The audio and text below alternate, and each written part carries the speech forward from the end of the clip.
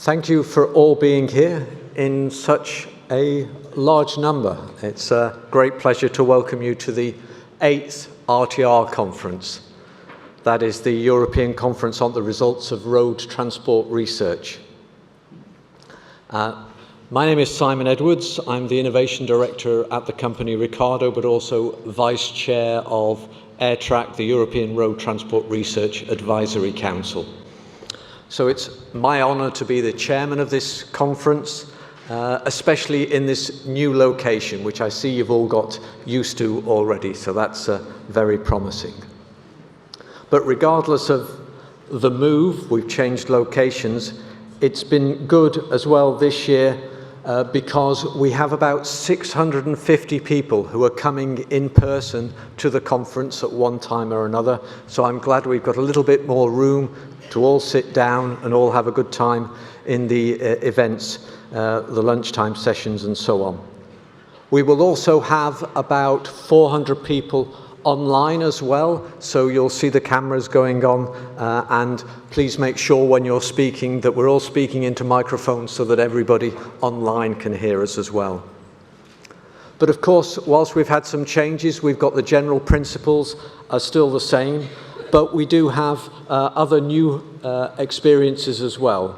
For this year, we're welcoming Batteries for Europe, the partnership. They joined us in the organisation of the conference. So that's a novelty.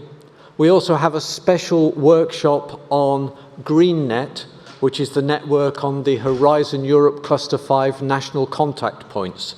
So later on this afternoon, you'll get a little bit more information tomorrow, apologies, about what they've been up to as well. And last year, we invited a few projects from other partnerships to join our discussion. And this year, for the first time, we've got a session on the Connecting Europe facility as well. So you'll hear more about that later on this afternoon. And then finally, of course, you're not all here just to hear about the technical aspects. You're here for the networking as well. So there'll be plenty of breaks as we go through the days, and also then a reception tomorrow to allow you to get maximum value from the conference.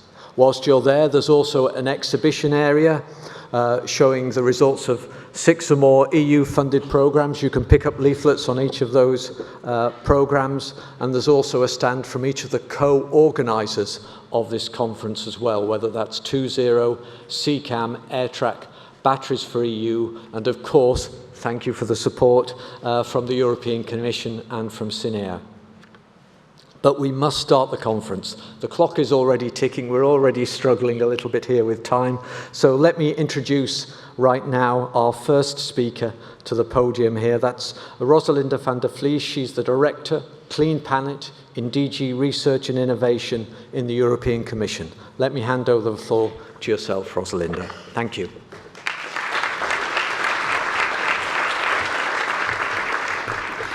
So thank you very much, Simon, and it's a great pleasure to be here and to be seeing so many of you here in the EG doing something that is extremely important, namely to talk about the results that European Union projects that you all have been collaborating in are actually concretely delivering for Europe, for our industry, for our citizens, for our society.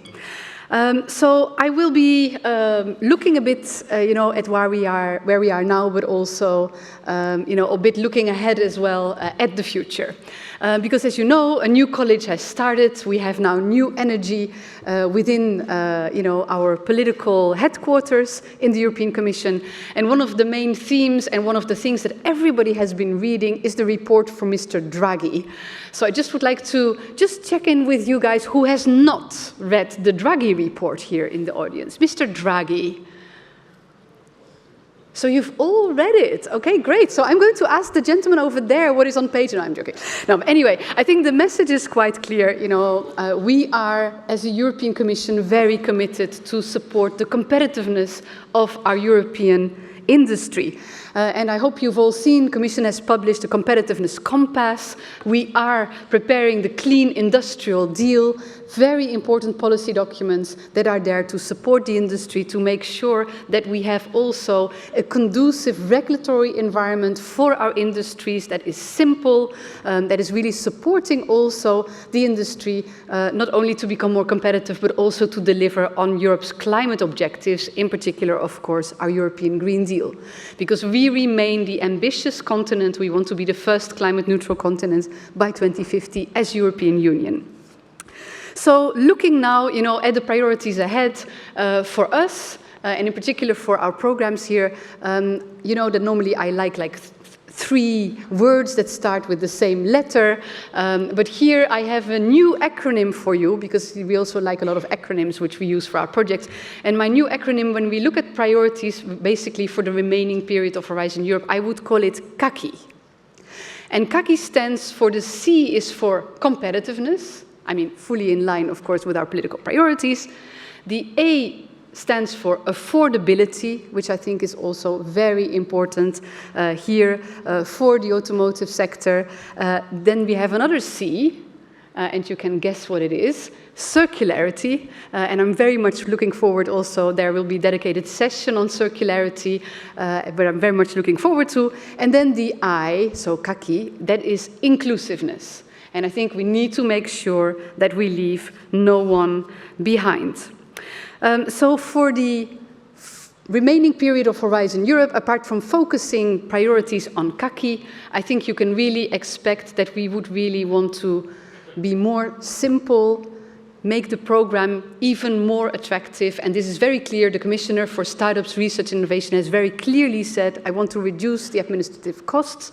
I want us to help the industry get the funding quicker. So she's very, very much committed to also simplify the way our European Framework Program for Research and Innovation works. And at the same time, she's also very keen to focus on specific big priorities, big flagships, where we can make a clear contribution also to the political priorities. So finally, what is next? What is beyond the horizon? As you all know, the Commission will be presenting its proposal for the next multi-annual financial framework around the summer. And of course, research and innovation will continue to play a very important role also for the future for the European Union. Of course, we were very pleased when the new college took office that the President, Mrs. von der Leyen, has clearly said research and innovation need to be at the heart of our economy. But in order to make sure that this will be the case, we need all of you.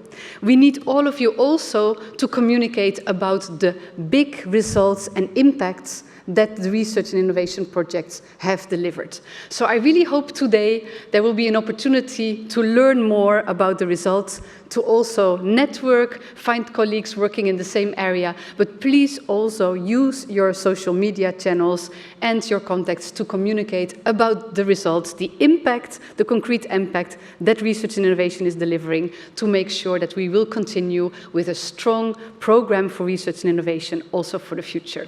Thank you very much.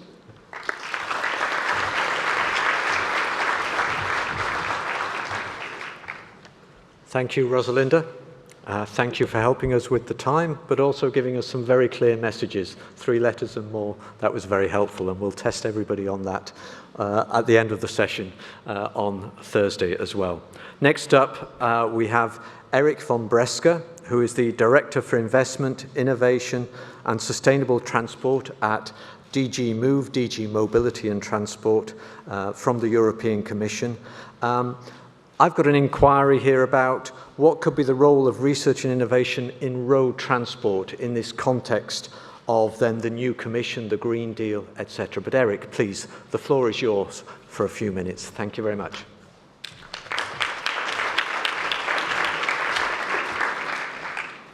Good afternoon. Happy to be here. It's my first conference in this setting, so I'm really happy to see so many of you, and obviously looking forward to working with you in the future. In fact, these days in the Commission and me personally, we are very busy to prepare an action plan concerning the future of the automotive industry in Europe, which we are supposed to adopt by mid-March. So as you can imagine, this puts quite some pressure on us. And Let me just say one word on this, and obviously then, what is the role of research and innovation in this plan? So the idea of the plan is to look at all the challenges which the automotive sector is facing.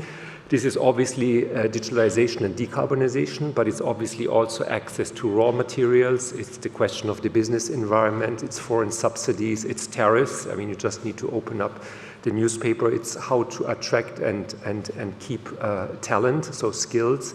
So it's quite a lot of issues which we are going to address in this action plan, which you will hopefully, as I said, see by mid-March. But what is very clear is that the future of the sector depends very much on research and innovation. And I just wanted to share with you two examples. I guess you know them much better than I do. The first one is, in order to be globally competitive, we need to take the lead in Europe on automated and connected driving mobility. And this obviously requires a lot of research still into sensors, into software, into hardware, into all sorts of cybersecurity of issues which ensure that this mobility is going to work properly, efficiently, and safely. So I think that's just one example where research and innovation will come in, and you will see this certainly also in our action plan. Another one, and this is linked obviously to the decarbonization challenge, is the fact that, as you know, probably emissions from the transport sector are still increasing, which is obviously not in line with our objective to become carbon neutral by 2050. So again, when you think about it, this requires obviously a lot of research into new battery technologies, into the questions of manufacturing these batteries, but obviously also into new materials in order to make vehicles, cars, vans, trucks lighter, so that they are kind of more efficient in terms of driving. Now, this obviously is in very, very good hands with all of you. How are we trying to support you from DG Move? Rosalinde already mentioned the research program.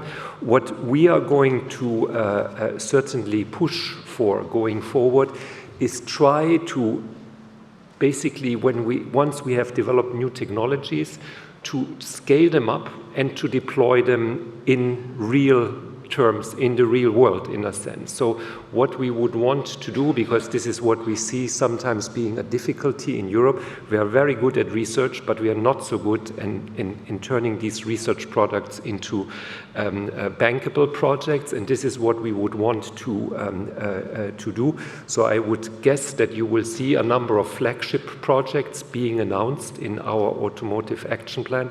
One of the issues which we are discussing is the question of having cross-border test beds, so corridors where we are going to test clean, automated, and connected vehicles and see, how they function and demonstrate that this works, so that we see real-life test examples, which obviously means that we need to bring many different actors together, but we think it's really worth it. And last but not least, this is my last word, as Simon has already mentioned, in DG Move we have the Connecting Europe facility, and there will be a session later today on that. And here again, coming back to my second examples, we are going to support the rollout of recharging and refueling infrastructure, because we still see that in particular for trucks, we have very ambitious targets to decarbonize transport, but we see that recharging becomes more and more a bottleneck, and this obviously puts a brake on the rollout of electric trucks on our roads. So I think, again, thank you very much for all the efforts you're doing. Really looking forward to the conference, but obviously also to the more distant future, and hope to speak and see many of you in the coming hours in this conference. So thank you very much, and enjoy the conference.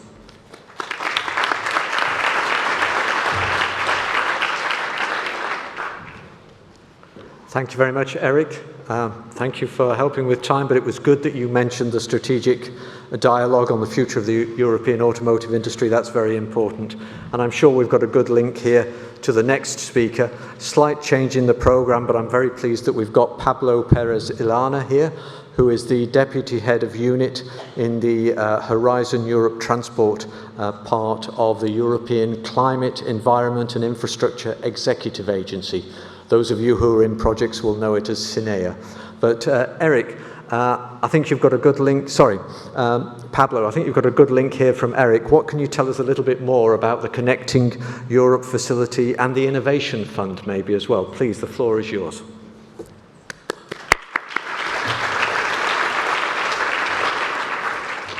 Thank you, Simon, and good afternoon, everybody.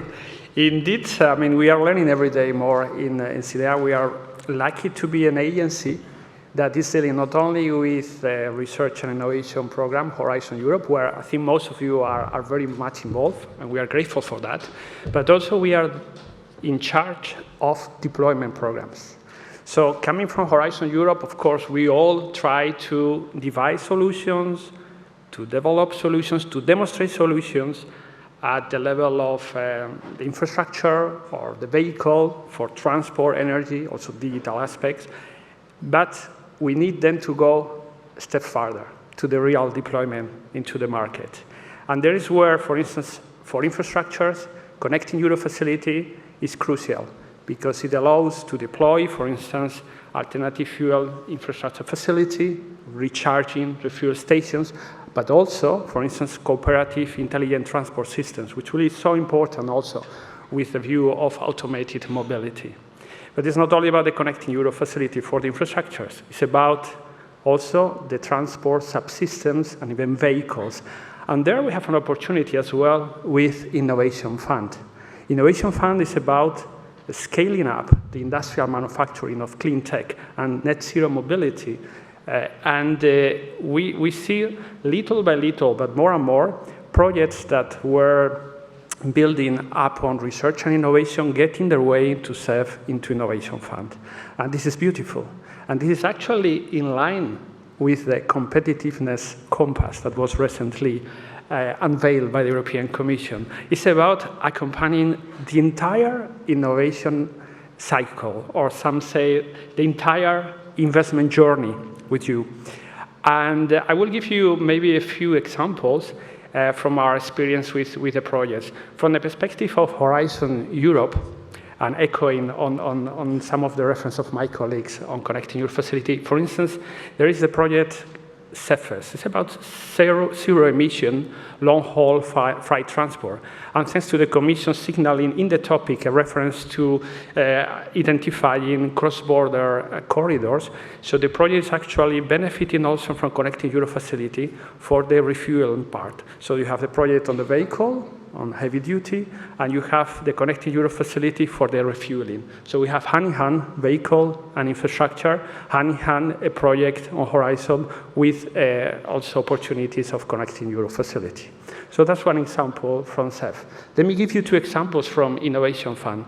One is already ongoing with Volvo powertrains. It's about actually more energy efficient manufacturing of engines.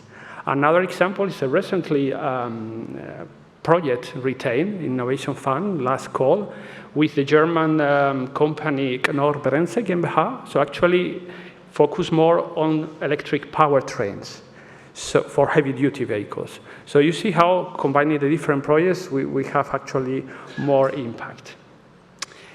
I would say what we see is that how can we learn the lessons? What can we do best? Of course, we are looking forward to all of you, especially major companies, but also SMEs, to be more proactive, taking these opportunities in CEF and Innovation Fund already existing. But we also are looking forward to our Commission colleagues to keep on the very good work and to improve in the future, as you have heard, trying to align to connect the different programs. Because synergies happen sometimes by coincidence, but it's better synergies by design. And on this, a very good example is actually the current Innovation Fund call on electric vehicle batteries cells manufacturing. So here is an opportunity, €1 billion, to try to, to scale up some mature battery research and innovation results. And this is crucial also for the automotive sector. So this is just one example, and we are looking forward to more in the future. Maybe a few lessons learned in this vein of preparing topics that could be better aligned. Maybe we have seen three little points I would like to underline. First, to focus the topics, and in the high TRL topics, to focus well on market needs, so that the car and truck manufacturers, the OEMs, are really engaged, should be properly engaged and not just add on the project, but really driving the projects to make sure that there is then ultimately a deployment. Also in this line, what we see is that the exploitation plans that you see in Horizon Europe should be very well developed, trying to, to think about deployment at the beginning already of the projects, of prior even, I would say, when you prepare the proposals. And on this sense, also, it is very important to have realistic business cases in the preparation of the projects. And the last point, the third point, is maybe echoing what Rosalinde said. Please showcase results. Please help us to help you. We need results, but not just of the projects themselves. What we are looking for are the products and services that are already on the market or that are upcoming soon, and that have benefited somehow of EU research and innovation co-investment in the past. This will be very important because, okay, we know it takes time. We are in long development cycles in this sector. We know it's not just EU research and innovation. There is a lot at national level, a lot of own developments in the company. But we know that you combine this, and in the end, it's somehow in the products and services there. Please share with us. Please share with the Partnership Secretariat. They are doing a very nice work trying to collect this. And this will show to the EU taxpayers' money that their money is well invested with tangible results also for the benefit. And of course, it will be helpful to make a better case for the multi-financial framework program of the European Union. As you have heard, the Commission is preparing the proposal for this, and your examples, your feedback is highly appreciated. So with this, I will end up some of the lessons learned from our side. I'm looking forward to more applications in Horizon Europe. We have many applications, as to say, we have a lot of oversubscription. Please focus on high quality proposals rather than number of proposals, but looking forward also to more applications from road transport to Saft to Innovation Fund, and also more examples already of products and services in the market. Thank you. Thank you.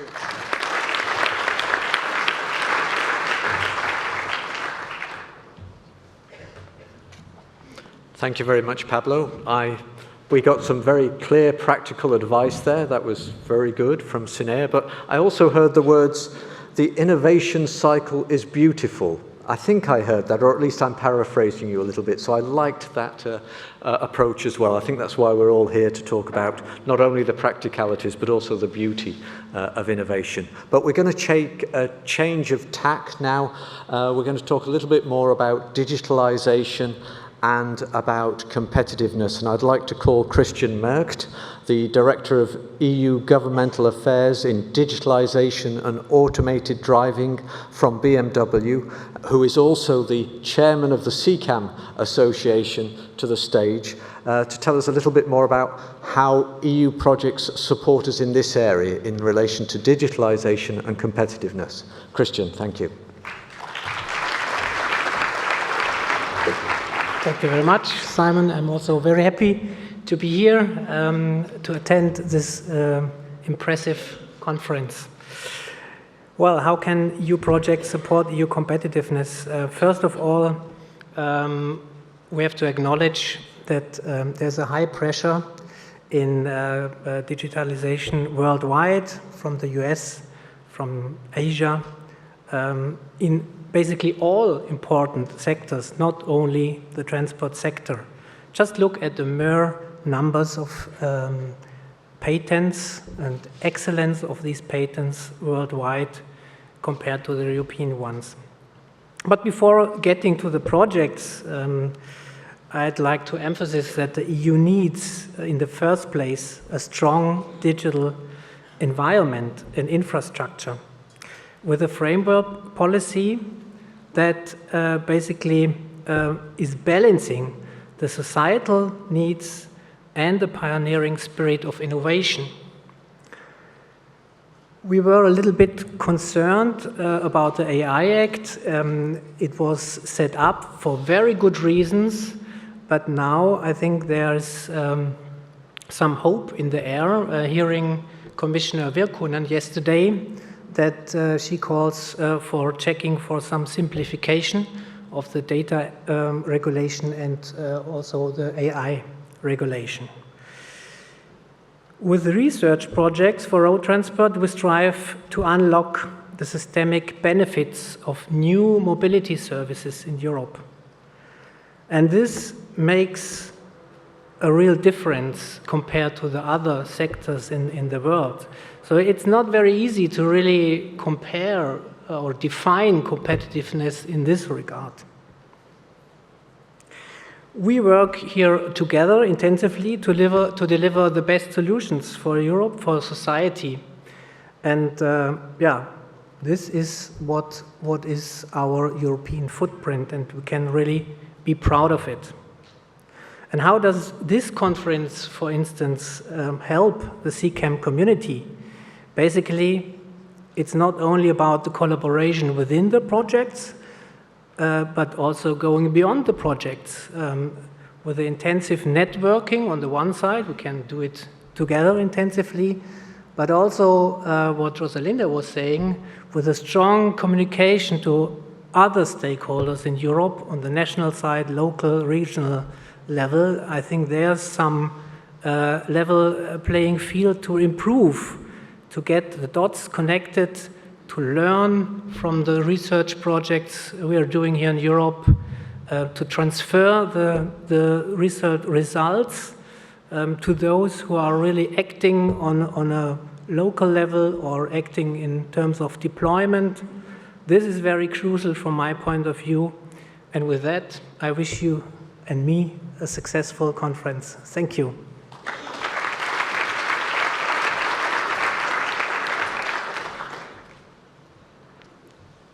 Thank you very much, Christian. Thanks for talking about successful deployment as well. That's important for us.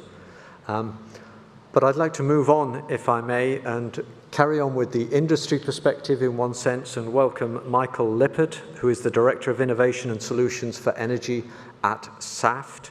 But he's also the president of BEPA, that's the Batteries Europe organization as well. So a different perspective now in relation to batteries. It's your first time here at the RTR conference, so maybe you can tell us a little bit about BEPA and why BEPA joined the conference as well and what you're expecting from it. Thank you very much. I do hope I have the right answer to this. So good afternoon, everybody. And first of all, thank you to the organizers for having us here with us. Here, us means the battery community. And, well, why are batteries or are our batteries involved here? Well, the obvious first answer is that clearly the transportation sector is already and will continuously be the major market for batteries in Europe and in the world. And electric vehicles in particular, of course, dominate. They represent the lion's share of the batteries. So it is very important, of course, that what we do in battery research is coherent to your needs in the automotive and in the transportation sector. In terms of figures, in the Horizon or under Horizon Europe, since the 2021 first program, we have funded about 86 projects under the Battery Europe partnership. Out of these 86, 30 are clearly labeled automotive. And then there are another, say, 40, which are not exclusively automotive, but clearly benefit also to the automotive sector. So, in fact, there is only a small portion of what we do, which is not for transportation at all. Now, if we say transportation, I mean it. It means Of course, electric vehicles first, but from there we are talking about heavy-duty vehicles. From the heavy-duty we go into waterborne, into railway, aviation transportation. So transportation is a broad segment. And the needs for batteries are, of course, well, they may be similar. It's all about batteries and electrochemistry, but they are not the same for all of them. An electric vehicle needs a very cost-competitive and energy-dense battery. A heavy-duty vehicle which works every day needs a lot of cycling, and a battery for VTOLs, for aviation, needs high power, for example. So it is, and all these things are reflected in our, what we call the SRIA, the Strategic Research and Innovation Agenda. When we do research on batteries, we must absolutely be market and application focused. That's what we try to be, and this is why we talk to the people from the automotive industry, as we talk to the aviation people, to the railway people, to the electricity people, to understand and anticipate the needs of the future. This is reflected in our KPIs, in our performance KPIs, but also in our sustainability KPIs, in our industrialization or ready to industrial take-up KPIs, which we introduced successively in our calls. And beyond, let's say, the technical aspects, of course, we are looking into synergies on the upstream markets, so on the materials, on recycling, on manufacturing processes, which benefit to all of us. Well, this is for, say, the technical part of it. But of course, what also brings us together is the general topic of competitiveness. For sure, innovation is key to competitiveness, and I can only once again cite the Draghi report. And competitiveness here means supplier A against supplier B, but it also means electric vehicles against combustion vehicles, and it means European competitiveness globally in this world against China and the American. So, well, we know what we need to do. We need to close the innovation gap.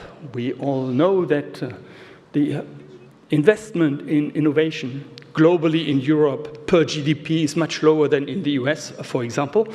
And I personally tend to follow what President Emmanuel Macron said in the preparation of the AI conference: invest into key and future technologies, rather than another president who says drill, drill, drill in order to have cheap combustion engines and, of course, cheap electricity for this industry. We firmly believe that batteries are part of these key technologies for the future. They play a central role, as we all know, in the electrification of our industries, of transportation and power. The battery performance and cost are key for the affordability and acceptability of electric vehicles. And of course, our target must be to have as much as possible of this industry or of the entire value chain here in Europe, because this provides economic wealth and strategic autonomy. So besides, and I will finish with this, besides closing this innovation gap, there's another thing we need to do, which is to do the right things. We have to make the right choices and to select the right, technologies. And we have to think about how we do the right or put in place the right actions to sustain the market uptake and the industrialization, which is the weak point here in Europe. We have lots of technologies, but we cannot bring them up there. And I close my speech in saying, well, besides technology aspects, the things we do need together, and all of us, of course, is in order to select the best champions, we need to make the right choices together. Thank you.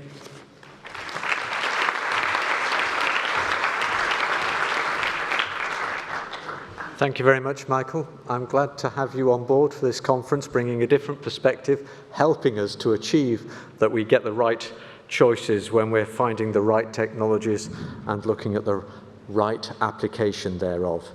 But now I'd like to move on and introduce a well-known face, Stephan Neugebauer, Director of Research Cooperation at the BMW Group, but he's of course also ERTRAC and 2.0 Chairman, so he's well known to many of you. But he's been going on a little bit about flagship projects in the last few weeks and months, so maybe you're going to hear a little bit about that now. How could that be integrated into the picture that you've just heard from the rest of the panel? Thank you very much, Stephan.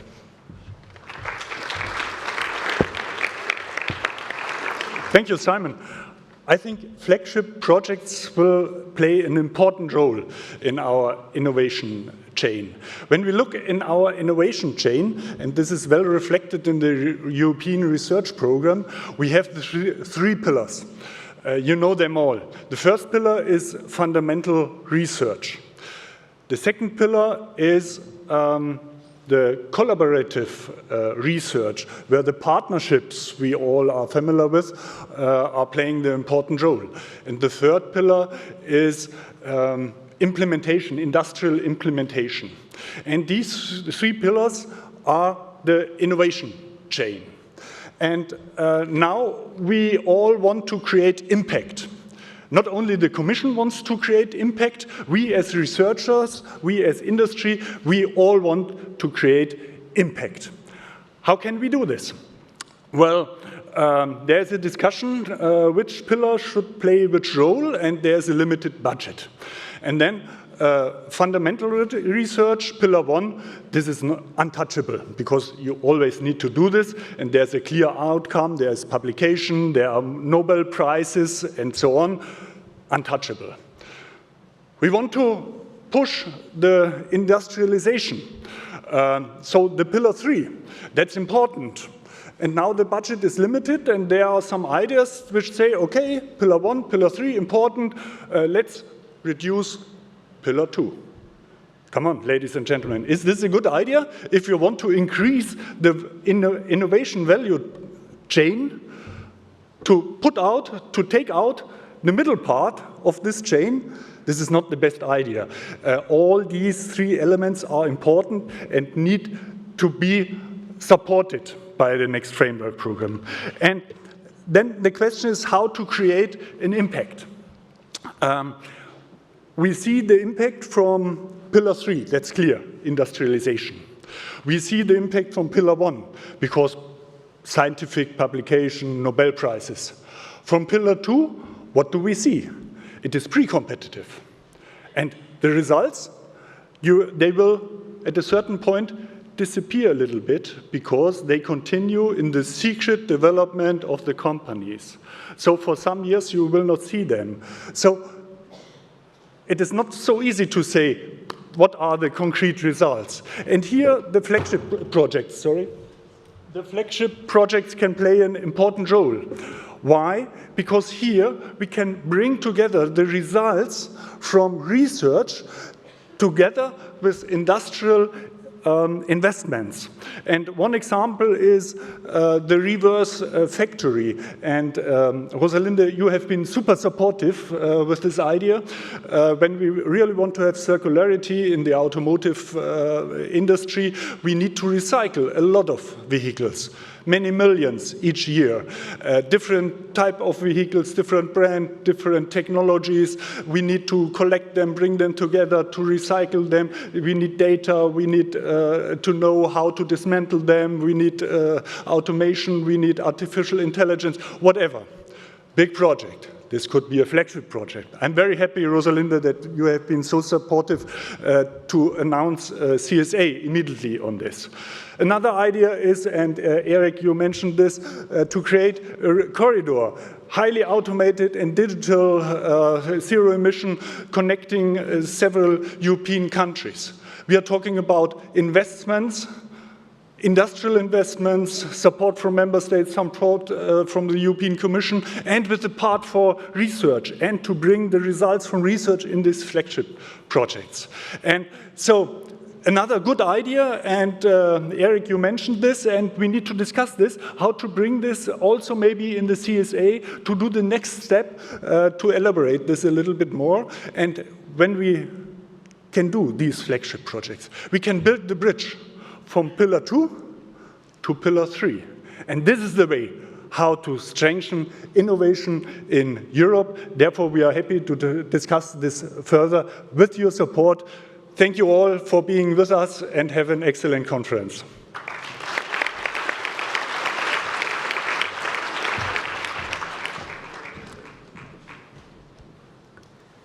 Thank you very much, Stephan. A very clear message. Well said. Thank you in relation to that.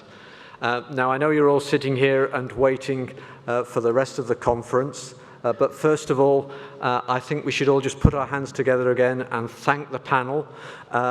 They've taken time out of their own agendas to give us some very clear messages now. Time has gone on, so thank you very much for your attendance here.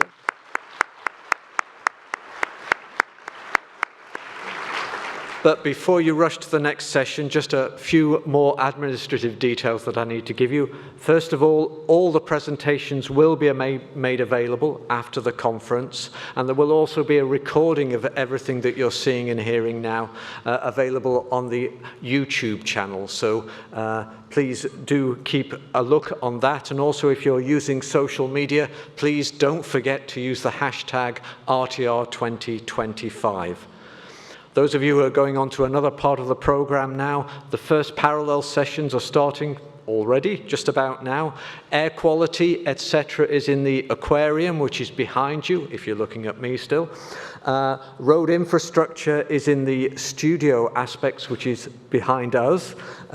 In that sense, and if you're in the EV charging session, you're in the right place, stay here. But from my side, thank you very much for being here. I wish you all a very enjoyable next 2.5 days of the conference. Thank you very much.